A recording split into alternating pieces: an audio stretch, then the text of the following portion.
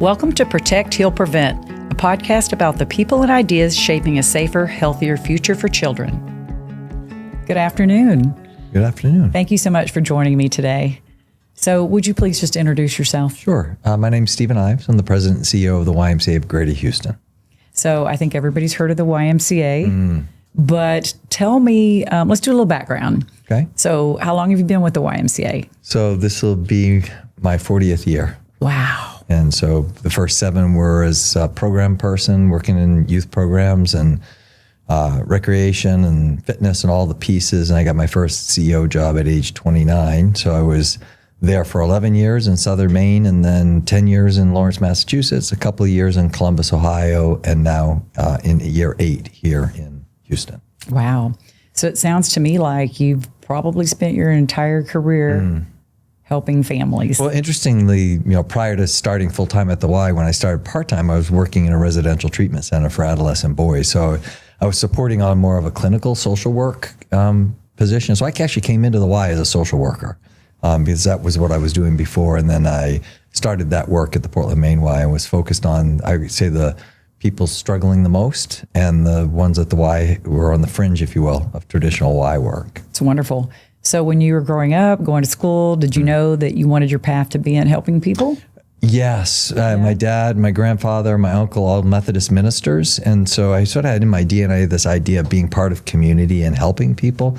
Wasn't quite sure as to how that would be. It was the Y that found me and gave me the platform, I think, to do my ministry, my advocacy, my social work, and business all together. That's just amazing. So I think the people think they know what the Y does, but you do so much more. Right. So talk to us a little bit about all the services. Well, I don't think we can get through all of them today. No, but I'll focus on the primary in addition to gym and swim, the stuff that people know.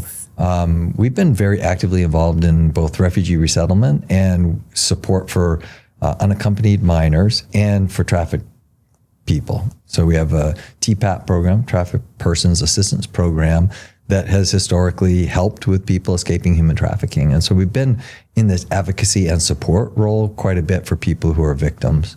But at the same time, we've also had a very strong, not just from our own risk management, but from a social responsibility standpoint, approach to protecting kids against abuse and in particular child sexual abuse. Because we believe, and I believe, that the more adults in our community that are trained and aware and the more light we shine to this issue, the less likely it's able to live in the dark. And that's really ultimately where the biggest solution comes from. That's amazing. So we work in the trafficking space as well, and you probably know, but some of our viewers may not. The average age for a person being lured into trafficking is 12 years old. I've heard different numbers, but between 11 and 13. That's the average. 12. Think about that. The average, yes, which is horrible. So we are part of the Governor's Advisory Council, and we collaborate with others in the community to help children specifically for us, but those that have been recovered from trafficking. And I know we partner with the YMCA for some advocacy services there. So that's just one of the ways that there is a connection between your organization and mine. For sure. And so we're super grateful for that.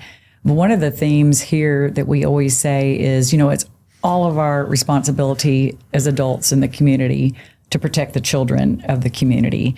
But I think you having, the YMCA being a place where children and families come have even a greater responsibility, right? Sure. Because a lot of people that come for your programs are children.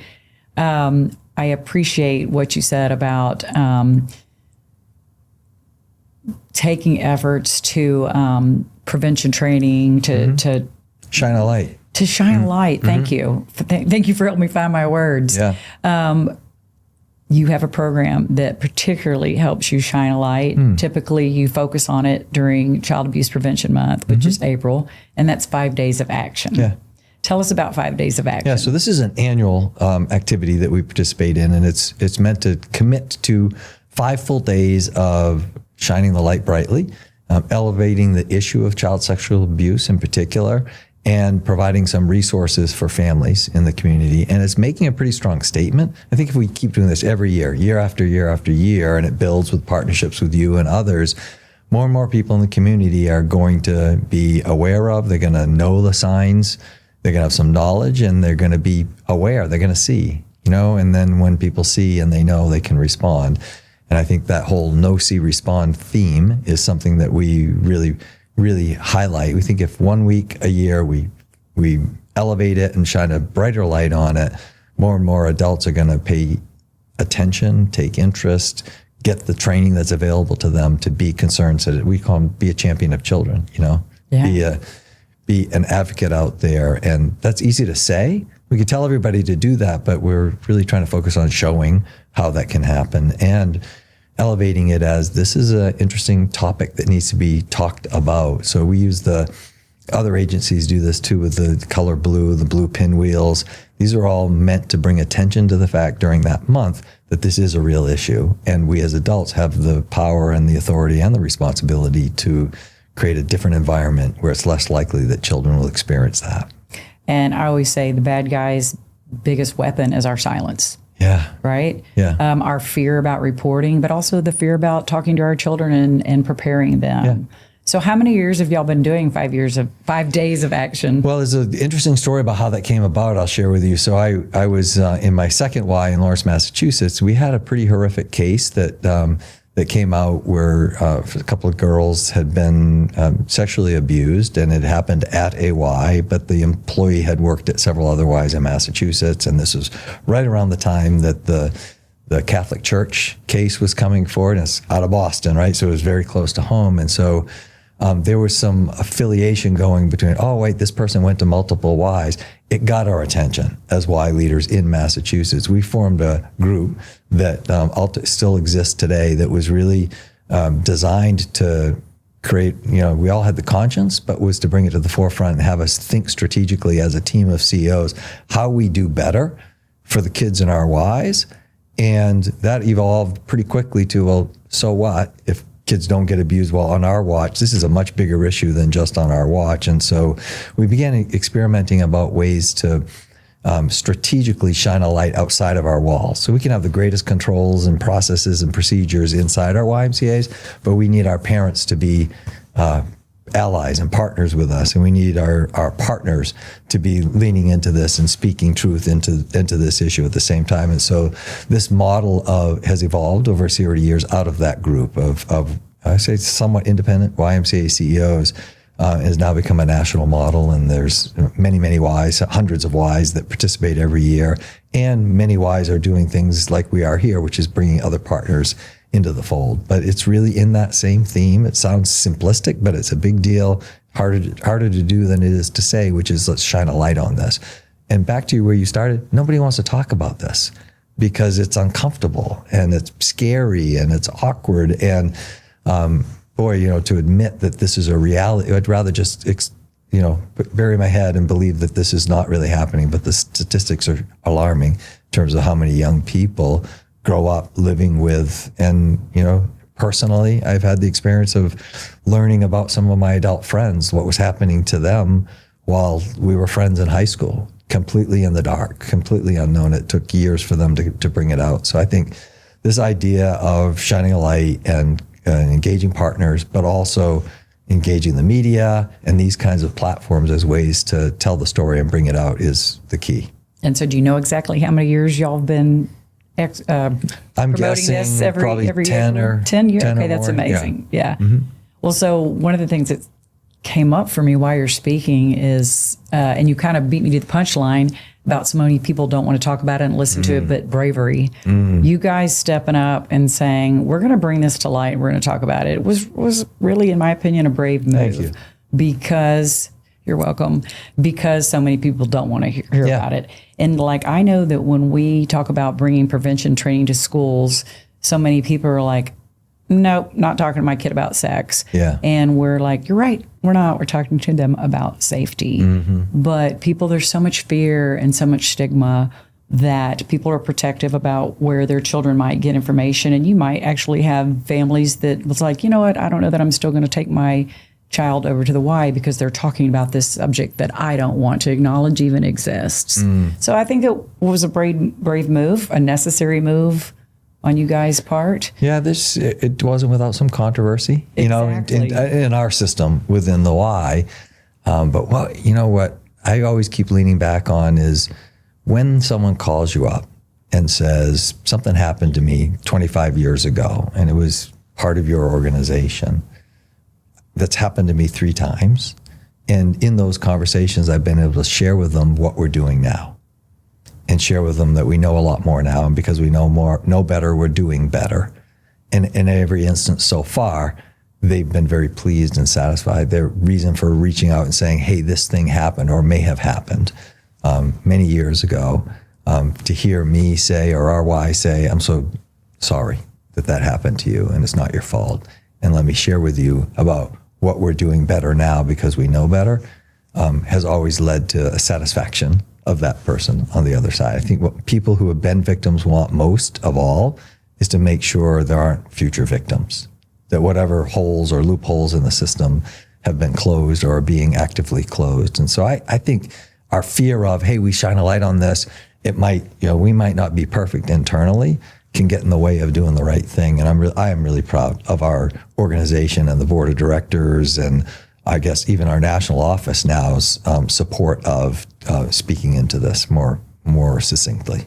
Well, kudos to them. And again, brave still is what's coming out for me, because it's not always the popular thing, but it's the right thing. We're like, when we talked about this whole initiative around protecting children and this Champions for Children, the CEO group that came together, it was protect children first and protect the brand. It's about this institution that we love matters to first protect children, but in service to also. And I think that if putting in that context has really helped us to understand the importance of it. Well, and I think we can draw the line between A and B being protecting the brand. Mm-hmm. The YMCA is a safe place for children to go after school when they can't be with their parents, when they can't be with the trusted adults. And so that right there is child abuse prevention, right? Exactly. Giving them a safe place to go. So it's important. And to a caring adult, an outside environment, all those pieces create the foundation for it. And just being active in sports and just having other interests. Off the video games for the afternoon, right? The devices. So, that's huge. That's huge.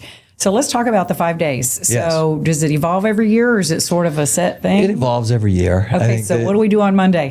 Yeah, so an example would be on Monday, everybody does a post around No See Respond and what it means, and really leans into that. On Tuesday, we put up blue ribbons everywhere. So try to draw attention to our members coming in saying, hey, what's that? And we have several pieces of talking points, if you will, for our staff to be able to say what needs to be said in short order about that, or to point them in the right direction for additional information. Can we go back to Monday real quick? Did you say No See Respond? Yes, KNOW. Oh, sorry. I was thinking NO, and I'm like, I need to know more about this. Yes, KNOW, no. And it's know the signs. Absolutely. Right? So that's about signs of something just not being right.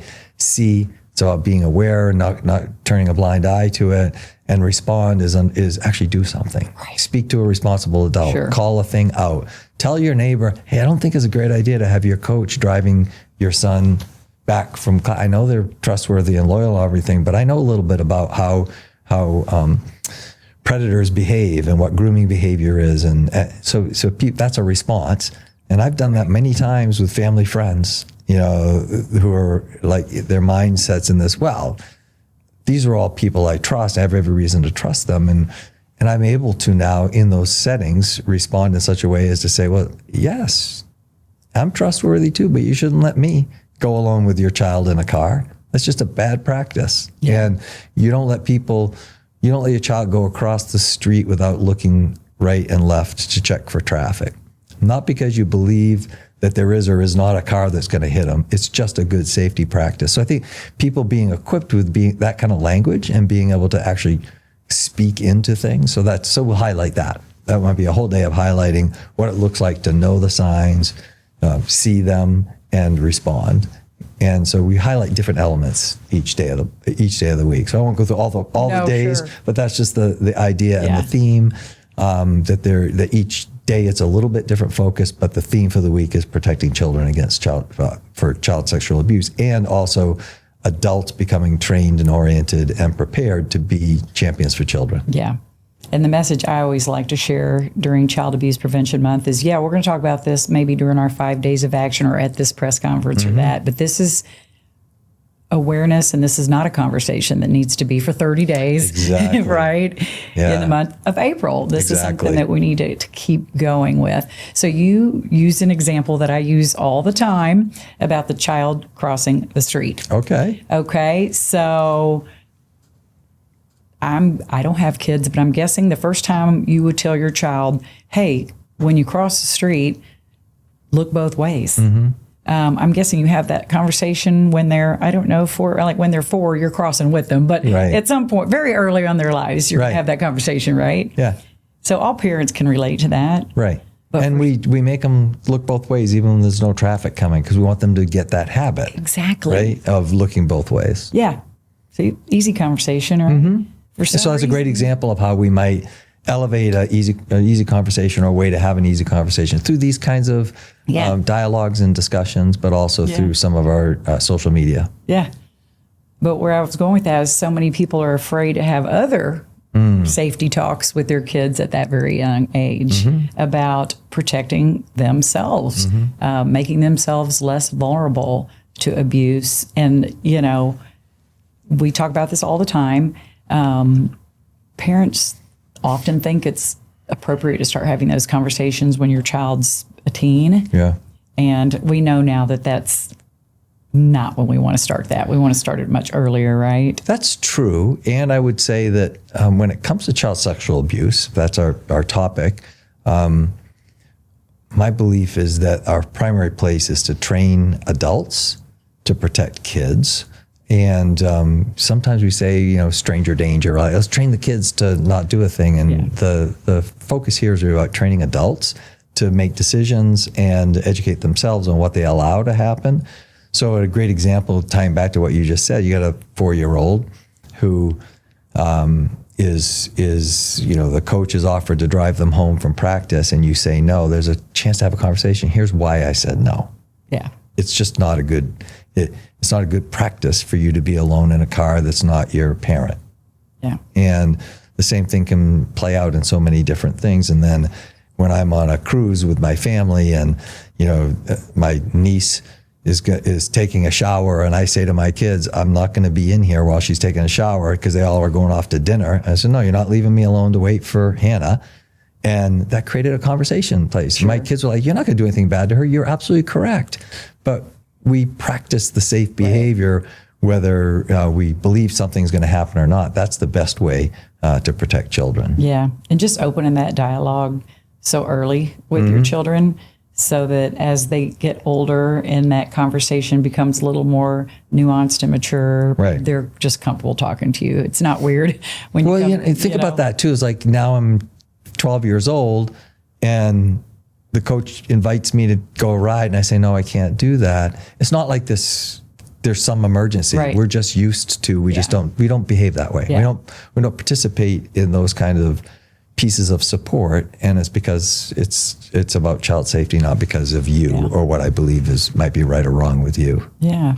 So tell me how the community's responded to the 5 days of action. We've kind of already touched on there's just certain people in our community that aren't going to want to hear it. Right. And then there's others that really want to step up and do their part. Well, every year as we shine this light and do more, I get multiple outreaches from folks like yourself and others just thanking us for using our platform to shine a light on this issue and to tell the story and educate adults. Periodically, we'll get people who want to be more active and want to learn more or participate in advocacy across the community, and we can link them in. I think that we get lots of responses to our social media posts, and I've never had anybody complain about the fact that we're doing it. It's always been very much thank you for being part of that. That's wonderful. Harris County's large. And here at the CAC, our service area is Harris County, and it was just us. So getting that message across the county we can't do it alone. Yeah. So to have partners like you is wonderful. Yeah. Well, here's the thing. We're and you talked earlier about do more than gym and swim. We're in 175 locations. 21 of them are gym and swims. The rest are schools where we're doing after-school childcare, or recreation centers where we're running programs, or partnerships through which we're doing programs. And so if we think about all of that geographic spread, we've got an awesome opportunity to be a platform for the right messages for a lot of, at scale, for a lot of high volume of parents. Yeah. Mm-hmm. Wonderful. Do you offer your training in multiple languages? I know it's in the training that we've done through the organization called Darkness to Light is in a couple languages. I don't know how many. Yeah. I know they're moving down that path. That is something we have partnered with you guys as well in the past. Mm-hmm. I remember one year we did, wasn't a competition with each other. It was together. How many trainings could we provide in the community? I think probably also in April. Yeah. So, yep. Wonderful research-based, evidence-based program that really helps teach adults, again, how to recognize the signs and symptoms. And, I think sitting here, a lot of us think we could guess what those signs and symptoms are. And, probably your website and mine both have those listed on there if you want to read more about them. But, you think about things like nightmares, right? Maybe a little change in behavior. You think about dropping school grades. But what's surprising that they bring out in Darkness to Light, but what's surprising for people to learn is it could be the opposite. A child who is being abused could actually start excelling at a sport or excelling in their school. Maybe not such a good student, all of a sudden is. Yep. And so the signs might not be what you think they are. Right. And that's why it's important to... Well, there's a lot to unpack there. And so first and foremost, I think it's more important that we focus on the signs of grooming behavior, because that's what we can intervene with. Right. The being alone, bringing presents, the calling special names, that's way upstream. Hey, I'm seeing some stuff playing out here that's a sign of a potential child predator trying to gain trust and confidence and an open door to be able to be alone with this child. And so I think, to me, that's where most of our training with adults is about. Do you recognize this? Just name it. This is grooming behavior, whether you're a groomer or a predator or not. This is grooming type behavior, and we just don't accept it. And to your point about, the inconsistency about how people respond or react after having experienced child sexual abuse, this friend of mine who disclosed to me had a brother who was just a wreck. This friend of mine, his life it was obvious that something had gone wrong in his upbringing. This particular friend of mine had, sold 2 companies by the time he was 40 in New York City. He was retired at 45 and seemingly and externally performing at a very high level. So your point's exact. How would you think? Nothing seems wrong with this kid. He's like the lead actor in the school plays. I would call it excelling at a high level. And so that's a very good point, because we sometimes think that the only way to know if someone is having something bad happen is for bad things to be happening with you. But clearly that's not the case. So the other thing I always like to, when we have this conversation, we don't want to scare parents. I always say, prepare, don't scare, right? So if you went to our website and looked at those signs and symptoms and your child has some of those, don't overreact. Exactly. It could mean that the child, something else bad's happening. They're getting bullied at school. It could just mean that something with their digestive system is making them not sleep at night. There could be a lot of other explanations for some of those symptoms. And so we want to get all the information we can, not overreact. If you think something's happened, and again, use your voice and get some professionals in the conversation, right? And again, it's a much easier conversation to have about the behavior that might lead up to around our child. Yeah. This is just the rule, like looking both ways before you cross and using the crosswalk. You know, it's a rule of behavior or acceptance or not acceptance of behavior that aligns with protecting kids. I'm glad you brought up grooming, because when I'm trying to be simplistic, I'm like, if your child comes home with a Louis Vuitton from the neighbor, that's not normal. Yeah, that likely is a bad sign. That's not normal, but grooming is so much more subtle. And you said this, but it's getting that child's trust. Yeah. I don't really like sharing the statistic because I've heard it differently, but I've heard about 90% of children that are sexually abused know their abuser. Right. And so, yes, you instantly think of family members, neighbors, coaches, those kind of people in a child's life. Right. But they also are people that a child has maybe talked to online for 6 months. Right. Because they groom them through their video games and stuff. So by the time they actually invite them to meet them at the park or something like that, that is someone the child knows. So it's really, grooming is really just gaining the trust, like you said, becoming relatable. Well, they test the boundaries. They test the boundaries. Cross the boundary a little bit and see how that goes with the parents approving of, hey, it's an emergency. It's only a 20-minute drive, you know, whatever that might be. Yeah. Or, oh, your mom, won't let you eat fast food. Well, mine won't either. Like, it's just bonding and getting that child's trust. But which is the sad thing about that's also a way to connect with a child. Yeah. And there are healthy ways to connect with a child by, sharing your personal experiences. So that's why it's so insidious. It requires some attention to really understand what's the difference between one and the other. Yeah. And the last thing I wanted to mention is adults can be groomed as well.